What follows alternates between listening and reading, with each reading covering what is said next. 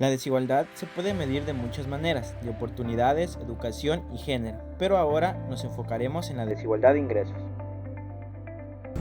¿Sabías que hay múltiples maneras de medir esta desigualdad? Una de las herramientas más utilizadas es la curva de Lorenz. ¿Quieres saber más? Acompáñanos.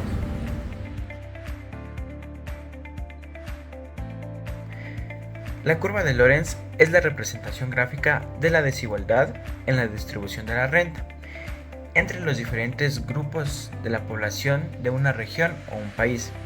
Esta nos permite visualizar la desigualdad económica de forma clara y precisa. Fue desarrollada por el economista Max Otto Lorenz en 1905. A continuación se muestra el funcionamiento de la curva de Lorenz.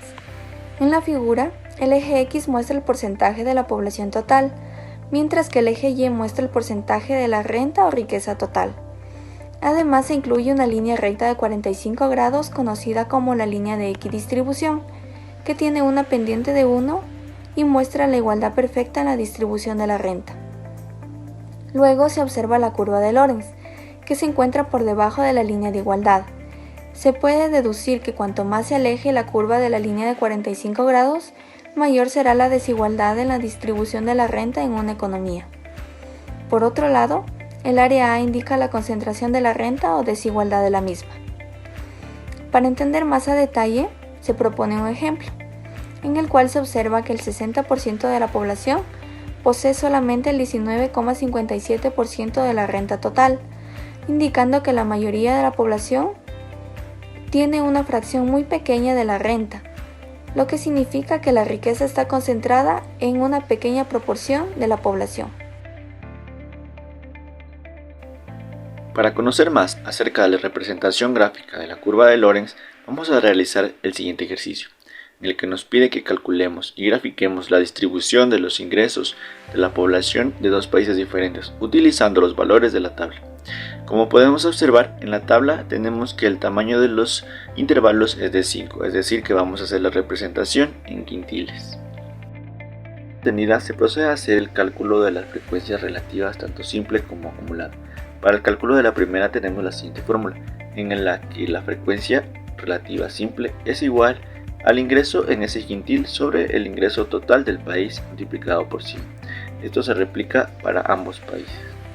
Una vez obtenido este cálculo, procedemos a realizar el cálculo de la frecuencia relativa acumulada. ¿Qué quiere decir? Que se van a ir sumando el valor de estas frecuencias sucesivamente, hasta llegar al valor de 100 en el quinto quintil. Además a ello se agrega una nueva columna de la población en la que se divide el total de población para 5 y de la misma manera se le va sumando el 20% en cada uno de los quintiles hasta llegar a 100 en el quinto quintil.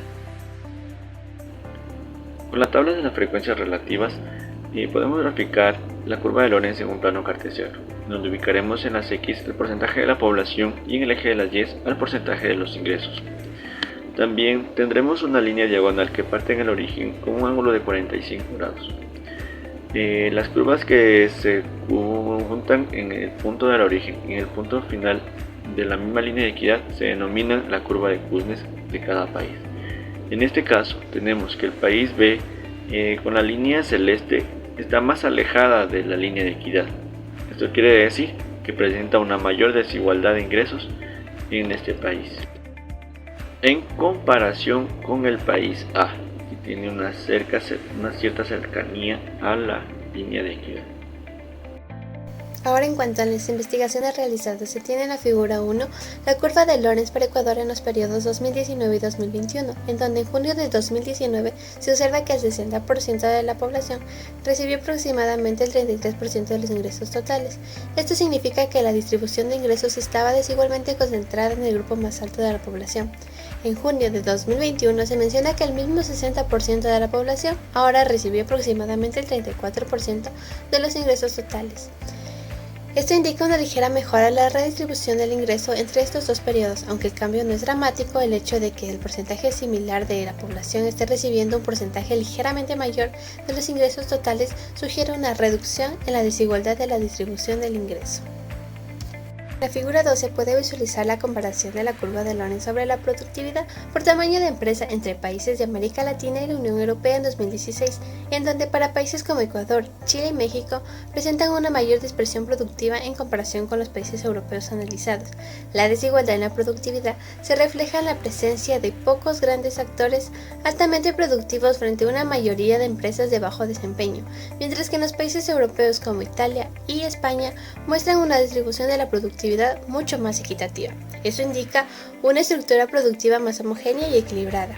En conclusión, las curvas de Lorenz de los gráficos muestran una disparidad existente, además de la alta desigualdad en la productividad en Ecuador, Chile y México, la cual tiene implicaciones negativas para el desarrollo económico, ya que limita los encadenamientos productivos y la difusión de innovaciones, mientras que la baja desigualdad en Italia y España favorece una estructura productiva más integrada y eficiente. En base al trabajo realizado, hemos podido obtener dos conclusiones. La primera es la forma de interpretación.